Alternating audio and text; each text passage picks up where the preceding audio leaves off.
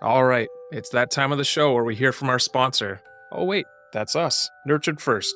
Attention, all sleep deprived parents. Do you feel like a zombie during the day because your little one keeps you up at night? Well, I've got some news for you. You're not alone. I've been there too, struggling to keep my eyes open and my sanity intact. But here's the thing, I refuse to let my kids cry it out alone. Call me a softie, but I believe in being a cycle-breaking dad. That's why I'm excited to tell you about Jess's helpful approach to sleep. Imagine this, a world where bedtime is less of a battle, and you wake up feeling a bit more refreshed and ready to tackle the day. Sounds pretty good, right? Well, it's possible. In the Solving Bedtime Battles course, Jess shares the tools and strategies that have helped thousands of parents improve their child bedtime routine. We've got practical tips and tricks that aim to not only help your child develop better sleep habits, but also strengthen your bond with them. Whether you've got a toddler, preschooler, or big kid, this course has got you covered. From tackling night wakings to dealing with procrastination and even navigating sibling room sharing, we've thought of it all. So, if you're ready to work towards improving your child's bedtime routine and your family's sleep, check out the Solving Bedtime Battles course now. And here's the best part, you can get it for 10% off today using the code ROBOTUNICORN. Check out the show notes and start your journey to better sleep habits today. Your future self just might thank you.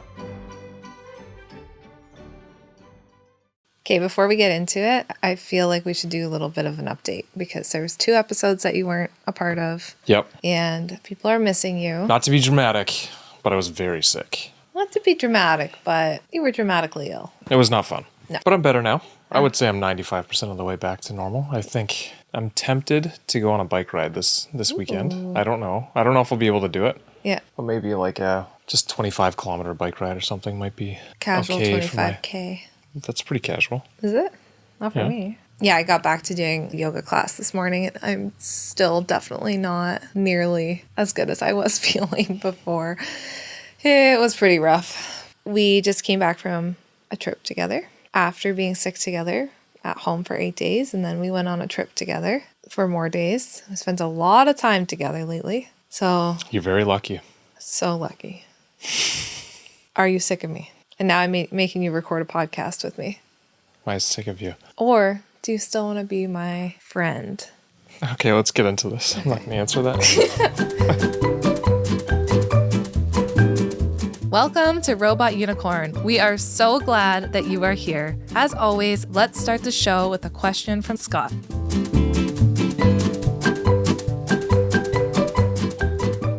So, since the beginning of school, the girls have started at a new school. Friendship has been top of mind. Mm-hmm.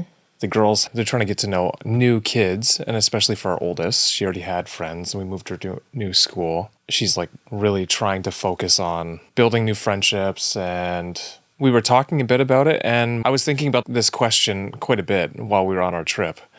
But what role should friendship play in a child's life? And I actually have a quote. I might butcher this quote here, but it went something along the lines of, if you want your children to have healthy friendships, you need to demonstrate this through your own friendships. So I guess there's 2 things there. It's one, what role should friendship play in your kids' lives? And the other is, do you agree with that quote that the way we show our friendships or demonstrate the way to be a friend is how our children will also be friends with other kids? Yeah, I think let's start with the first question, and then the answer to that will naturally move into the second question. Yep. So the first question, what role should friends take in our kids' lives? This is a really common question that I get because I think a lot of times, I was actually just talking to someone today on Nurtured First, we feel this pressure to send our kids to play dates, to sign them up for sports, and to really encourage them to make a lot of friends. And this shift starts to happen, I feel like at our daughter's age, like 6, 7, 8, we start seeing parents put more of like a push and a priority towards friendships. I think friendships can be a really valuable piece of a child's life. The role should be that it provides maybe a sense of belonging, community, fun, playfulness, someone that they can talk to about what they're going through, someone they can relate to. All of those things can add and should add to a child's quality of life. It's natural for kids to want friends. And saying all of that, parents need to matter more. And I think as a society, sometimes we kind of shift away from that at this really important age that our daughter's at, like the 6, 7, 8, into the early preteen ages.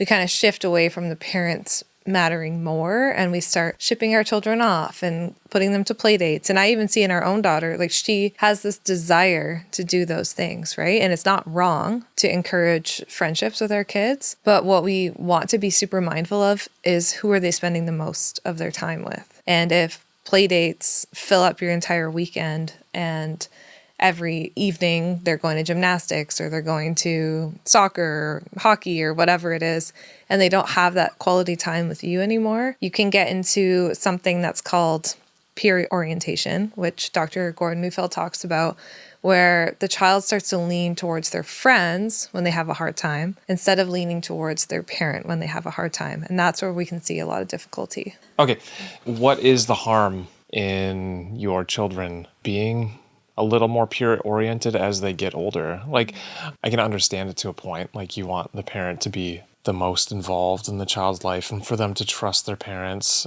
with everything. But my default way of thinking would be, is there really that much harm in your child, I don't know, making friends and having like a best friend that they want to do everything with, and they feel so close and comfortable that they want to share their struggles with them as well? What is the risk in that? I think peer interaction is really important. It teaches our kids what a social norm is, right? How to navigate maybe disappointment, how to stand up for themselves, even how to play, how to relate, how to share stories of being similar to someone else, a sense of belonging. All of those things happen through friendships in the early years. So definitely don't get me wrong, friendships are important and they play a very important role in our child's social development. The difference between what I'm talking about is when friends start to become more important than parents is when we start to see what I was talking about called peer orientation. And so the problem with peer orientation is that now instead of going to your parent, and maybe like, I don't know if you can relate to this or not, we haven't really talked about this before, but instead of going to your parent when something happens and telling them what's going on, you're going to your peers. And so now you're turning to your peers to help you learn how to cope with difficult things that are happening, how to navigate hard situations in your life. But your peers are also young. And they also have immature brains. Yeah. And they also don't know how to cope. So if you start getting your coping tools from your friends, then you might be starting to learn at a pretty young age some unhealthy coping tools, right? Because they're all children, they all have immature brains and probably don't know how to cope. And then where we see the challenge lie is if the parent hasn't formed that really strong connection with the kids in the early years and has kind of just pushed friendships on them, and they haven't been that safe base at home that the child always goes back to and tells what's going on. In the teen years, this can become really difficult.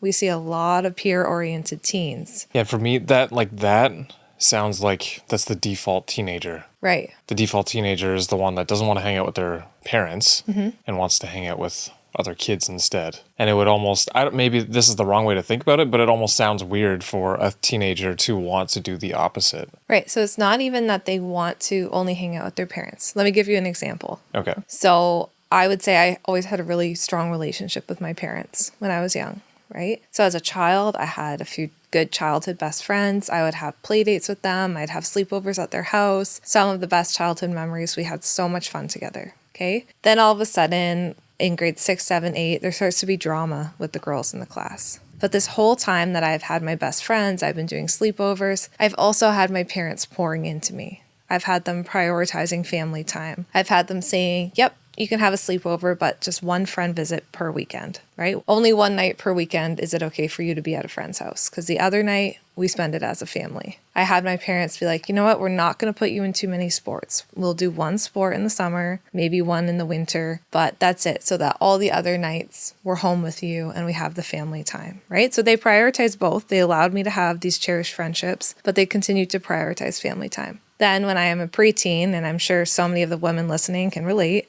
grades 6, 7, 8 were really tough years. All of a sudden, I'm not invited to a birthday party and I'm feeling so sad, right? Or I don't make a team that all my friends are on and I'm starting to feel really sad. But instead of turning to my friends for support and guidance, I knew I could still turn to my parents. And so in those preteen years, when difficulties were happening with my friends, even though my parents prioritized allowing me to have friendships, I knew I was always safe when I got home. And home was my like oasis away from any of the friend drama that was going on. And I feel for our kids today where it's so much harder for them to have that oasis at home because they have social media, there's phones, there's always access to their friends at all times, right? At that time in my life, I didn't have access to my friends when I was home. So when I got home and I would see my dad or my mom after a long day and they'd give me a hug and say, "How was school today?" And I'd be like, "Terrible.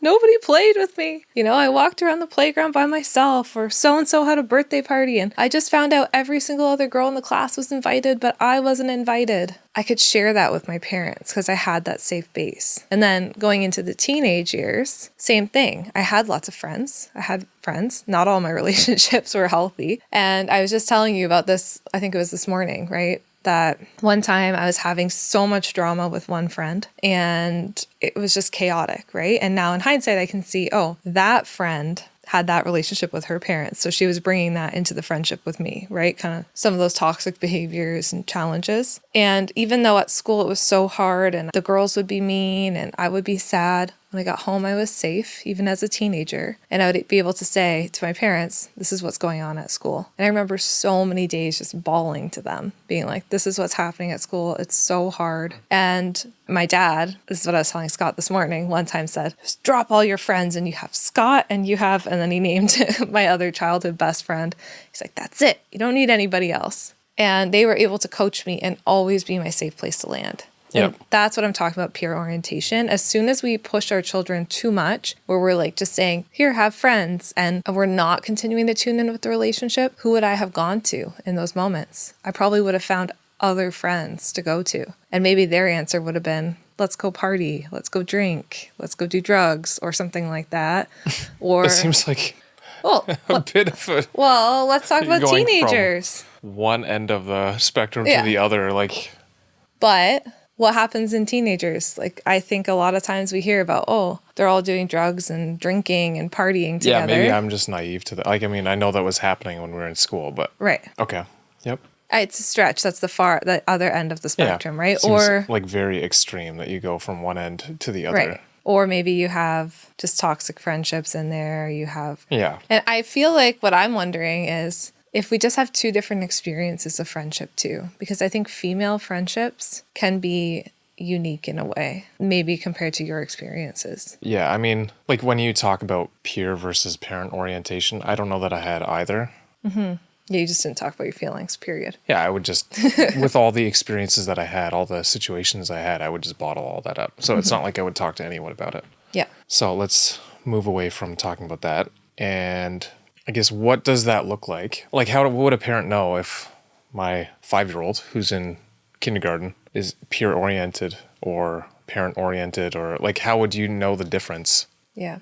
Because, like, I think it would be easy to choose the extremes and say, like, well, my child has friends and we let them play with their friends once or twice a week or whatever. And that's all of a sudden you could feel bad about that based on what you're saying. So, Yeah. like, how would you know if your child is peer or parent oriented? And if they are peer oriented, how would you move them back to being parent oriented? Great question. First off, I think if your child's hanging out with friends a couple times a week, like I don't want you to feel guilty about that because that's fine. And our own children crave to hang out with their friends multiple times a week, right? I just think it's just seeing how people take things on social media. I want to name the fact that it would be very easy for someone to take what you've said and go to one extreme or the other based on that without getting all the context. Right, exactly. Like parents mattering more than friends doesn't mean friends don't matter. Yeah. Right? Friends still matter. So I think going back to the example that I was sharing about my own childhood experiences, right? Yes, I hung out with friends. Sleepovers at my friend Steph's house, shout out Steph, were one of my I think, favorite childhood memories. And that was great. And then my parents would prioritize also having time with us. So something I would get parents to tune in with when they're thinking about this in general is, how am I prioritizing spending time with my kids? It's easy to become so busy that we're gone all the time, or any of our free time as parents is also, we have our own friends scheduled in, right? We have our own outings scheduled in, and we don't have that quality family time. So if you're curious, It's not that sending our kids to be with their friends is bad, but it's also, does that take away from your only quality time that you have with your kids? And if that's the case, then I would choose the family time with your kids. Or the person I was talking to this morning is like, I have so much pressure. All of my friends tell me that I don't do nearly enough play dates, but my child does one play date a week. That feels like enough for them. And I want to spend more time with my child. Like, am I wrong?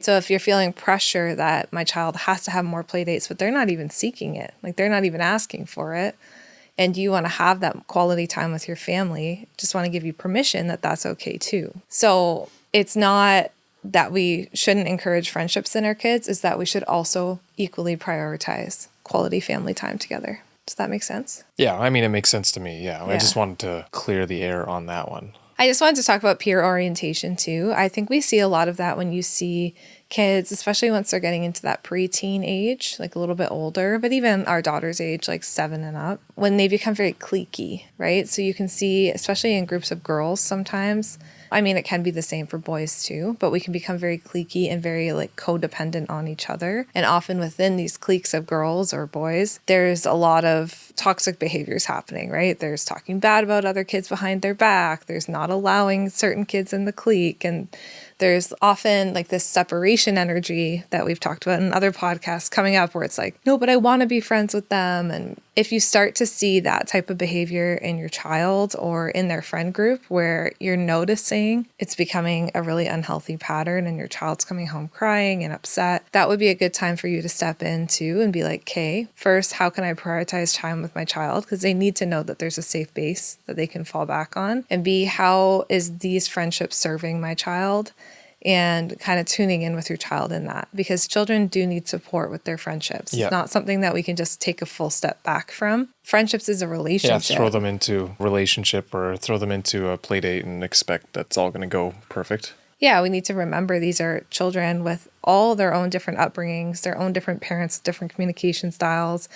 When I was working with kids, I worked with a lot of girls, grade 6, 7, 8, and they would say, like, I feel like my parent has no idea what's going on with me at school. Right. And so if we want to avoid that peer orientation or even like secrecy and that type of thing in friendship, we have to stay connected with our children and know what's going on with their friendships at school. So would you say the peer orientation is unlikely? Let's say for our 4-year-old, she's in junior kindergarten here in Canada. Mm-hmm. It's unlikely for her to have peer orientation at this point? It's less likely, but it's still possible. Okay. It's still possible, but at age... So this is more for older school kids, like primary school and then beyond. Yeah. I would say we see this more, again, in like the grade 1, 2 plus ages. Yeah. So not older, but yeah. I would like say that past kindergarten and... preschool, JK, they're still even developing the ability to want a friend, right? They're kind of doing a lot more of that parallel play. Like they'll play right next to each other. But they're not necessarily playing with each other in that moment.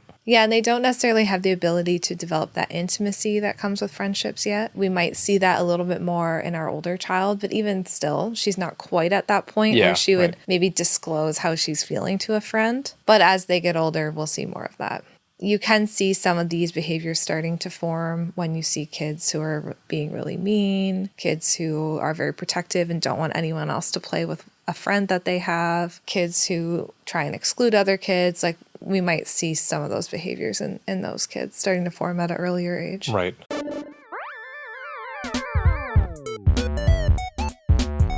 That time of the show, folks. The time where we shamelessly self-promote Nurtured First. Picture this. You're peacefully playing with your toddler until all of a sudden, they're hiding behind the couch. But they're peering just far enough above the cushions to stare you straight in the eyes as they go red-faced and proudly poop.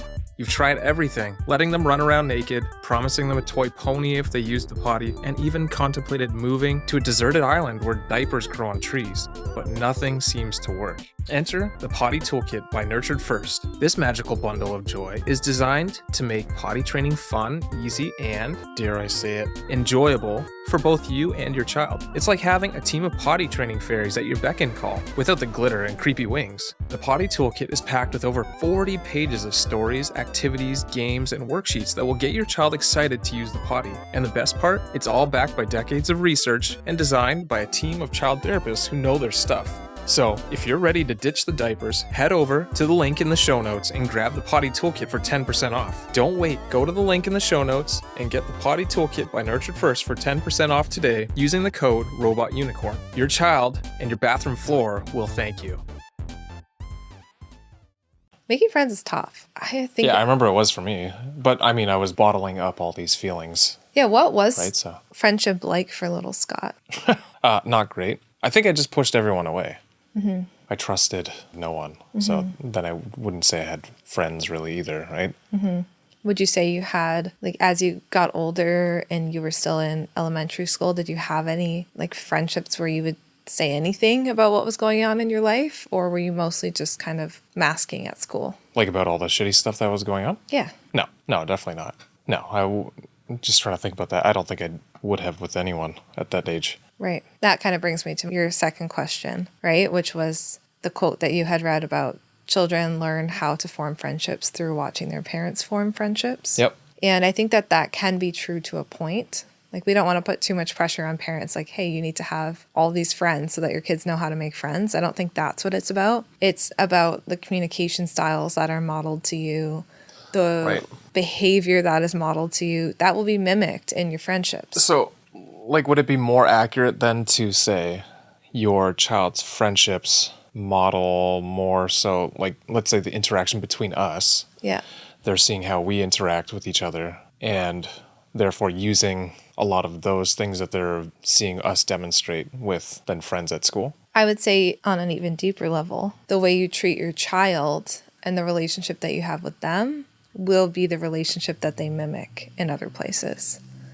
So, yes, to what you're saying. Yeah, I guess I could see that. But the blueprint for all relationships comes from the way you communicate with your child. And that goes back to other conversations that we've had on the show about things like spanking or yelling at your kids or giving them the silent treatment, ignoring them. We're teaching them, as we discipline them, the way to be with other people. Right. Yeah, so they're seeing that interaction between, or experiencing that interaction between you and them. Yeah. Yeah, the reason, like, I find that quote a little bit difficult to agree with fully is how often are our kids, at least maybe with us, because I was just saying to a buddy last night, I have like a monthly dinner with one of my buddies. Mm-hmm. And I told him that typically our default is to say no to most things because we want to spend as much time as we can with the girls. Yeah. So anything outside of work, even maybe some work-related things we're saying no to. Mm-hmm. But it's not like our kids are seeing us interact with our friends that much. It wouldn't bear on them, and they wouldn't use that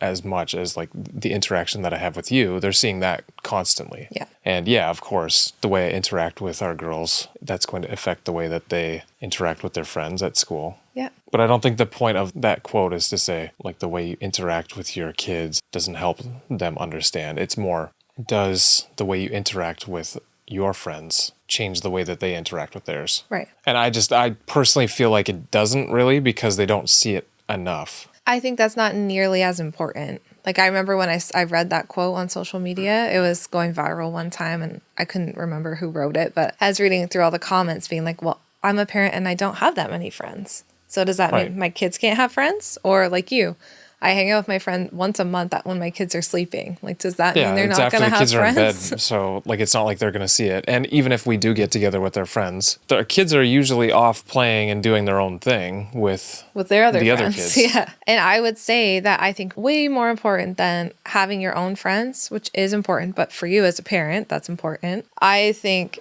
is the way we treat our kids and the way our kids see us treat each other. That modeling that happens inside of your home, behind closed doors that nobody else sees, that is what's teaching your child how to be a good friend to others, and even more so, what to expect from a friend. Right. Even this morning, I was reading a different message from someone because I'm talking today on Nurtured First about friendship. And she was saying, she's like, my best friend became incredibly toxic. She was mean to me. She would bully me. She would say all these things. But you know what? That's exactly how my parents treated me. So that's what I thought was okay. That's what I thought relationships were like. And on the flip side, what I was saying before, where when I had that toxic friend in my life, I knew that her behavior wasn't okay because I was never treated that way before. And so there was a little alarm bell that went off inside of me saying, this is not how people treat each other. It's not okay. And I only knew that because of the relationship, the blueprint that was set out for me from my parents. And I mean, we see that in our own daughter.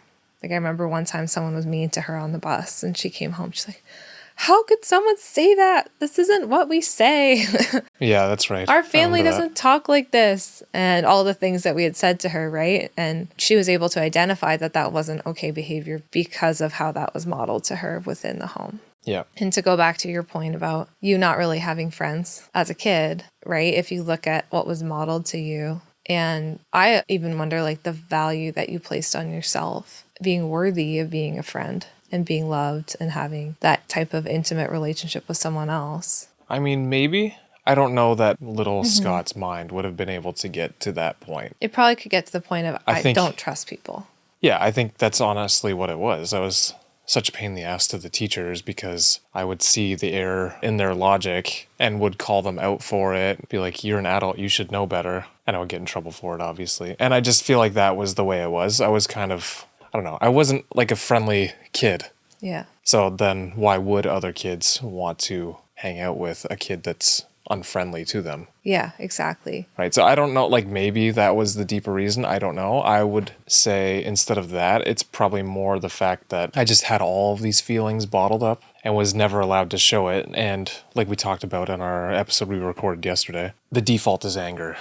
That's the only acceptable thing outside of happiness that you're allowed to show. Mm-hmm. The default for me was just anger and annoyance at everyone and everything.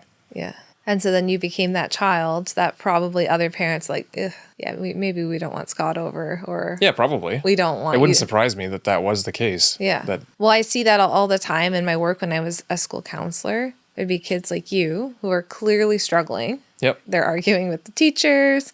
They have a very difficult time making friends. They're angry. They don't want to really be friends with anybody else. That's also a sign that, okay, there's something deeper going on here. And then they would all of a sudden also not be invited to birthday parties. Yeah, like I had that all the time. Yeah, because other parents and other kids would be like, oh, yeah, well, if they're over, they're not respectful, they're not the nicest kids, so we probably won't invite them. Yeah. And they become more and more and more isolated. It increases the anger. It increases the lack of trust in people. Yeah, right. The kids who bully, not that you were a bully. I don't think you were a bully. You were just angry.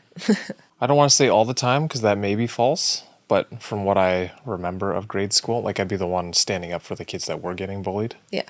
I was very feisty. You were feisty. You had a strong sense of justice. Yeah. You still have that, but now you know how to maybe use that in a better way. Channel it in a better way. But I even see that in kids who are bullies. I was just talking with a colleague about that this morning. And she was saying, yeah, we're helping all the kids who were bullied. But then the bully, the question is, well, how do we give them more discipline? Yeah. We keep sending them to principal's office. It's not working. It's like, well, this bully is struggling. Yeah. Bullies are being bullied. Yeah. Where did they learn this behavior from? And we're sort of getting off topic here. I know. About this. Well, it has to do with friendship.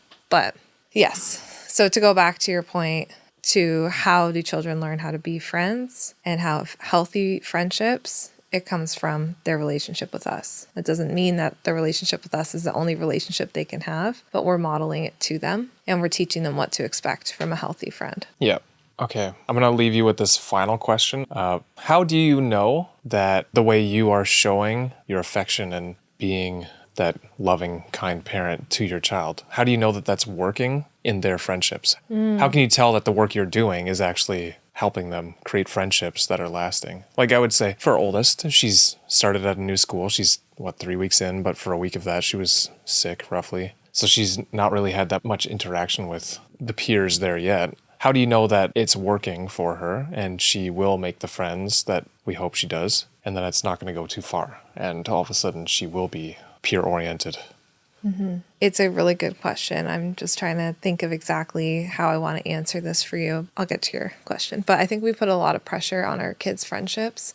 And I know for me personally, a lot of that can come from my own wounds. And we can feel like we want our kids to make all these good friends and we want to make sure that they're healthy. I know friends of mine who were bullied as kids, right? They have their guard up. They're worried about all their kids' friendships. Yeah. And we have this strong desire to make it work. And I think we want to be careful about the pressure that we put on our kids. I think how I know for our own daughter that it's working is actually something that first triggered me, which is she'll sometimes come home and tell me she didn't play with anyone today. And I'll say, why? And then immediately my mind used to race to, why did no one want to play with you? Were people mean to you? Like, what's wrong? Like, how did you feel about that? Right? Because I'm projecting my own issues that I had as a child. And I remember one time she just said to me, no, I just wanted a break. I kind of just wanted to play by myself. And that to me tells me it's working. Yeah, I remember her. She does that from time to time where we'll ask her, how come you didn't play with anyone at first or second recess? Oh, I didn't really like the game they were playing, so I just decided I wanted to collect snails or something like that on the playground. And we have to make sure that we don't project our own insecurities and challenges onto our children, because I think friendship is one of those topics that for a lot of parents brings up a lot of wounds. Mm-hmm. Like I know for me, it brings up a lot of wounds. The ways I see it, quote unquote, working, AKA being loving towards our child, working and helping her develop her own friendships, is when she says things like, oh, I didn't want to play with anyone, so I just did monkey bars by myself. That's confidence. That's a child who knows that she just needed a break, and that's fine. And she's confident playing alone. That's not something I need to be worried about. That's beautiful. I see it work when she comes home and says that someone said something mean that day and it bothered her. It tells me that it works when her friend was crushing snails at school, or like a peer was crushing snails at school, and she felt deeply uncomfortable with him doing that, and it's like, that's not a way that we treat animals, and I didn't like that he did that. Yeah, and that's why she started collecting snails to protect them. That tells me that the love and the pouring in that we're doing is working. I see it working when even our 4-year-old sees a friend fall and trip and hurt herself, runs up to her and says, you need a Band-Aid? You need teacher? You know, like she tries to help a friend. And it's in those little things that I think we see it working. It's not some one big thing where all of a sudden your child's 7 and they have a best friend and they're going to have that friend for life. They might not. Right. And I think let's not put that pressure on our kids that they need to have one best friend for life, or like friendships that last forever. I think it works when we can see the very same love and apologies. And yes, we make mistakes as parents too.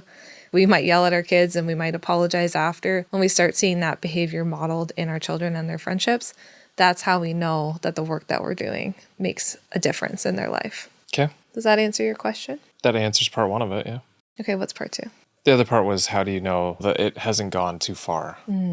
Which you sort of have answered through this episode. But I think some signs that you might want to just tune back in is just even thinking about your own schedule and the amount of quality time that you're spending with your children without other friends around.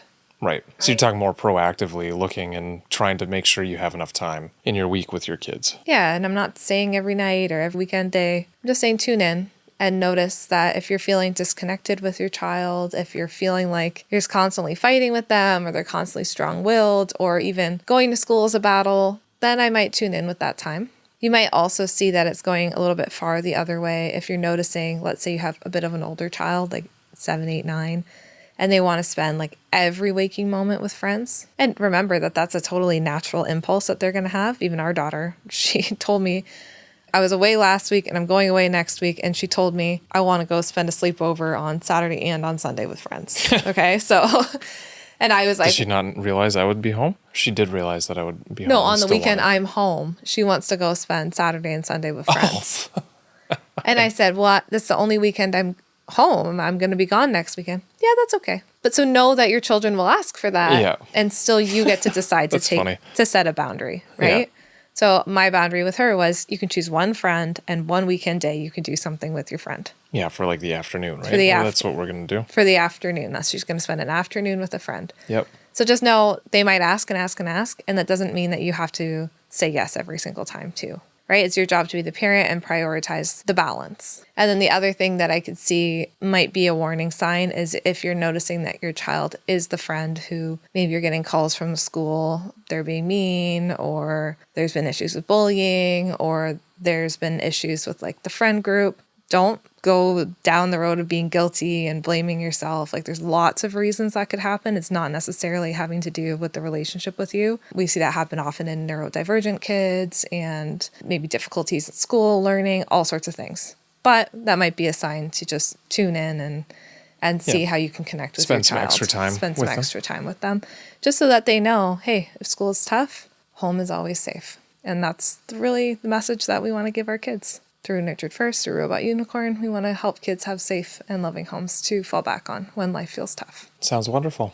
Well, I think that's a good place to end this today. Yeah. Thanks everyone for listening today, and we hope you enjoyed this episode. Yeah. I absolutely love this topic. And if you have any more questions on friendships, I would love to answer any questions that you have. And Scott would love to too. I know he'd love to do a round 2 of this podcast on friendship. So make sure to send us an email. We've been loving reading your emails. Thank you so much for sending them in. And we're really trying to use them to inspire different podcast episodes and answering your questions. So can't wait to hear from you. We'll talk again soon. Thanks. See ya. Hey friends, thank you so much for listening to today's episode. We are glad that you are here.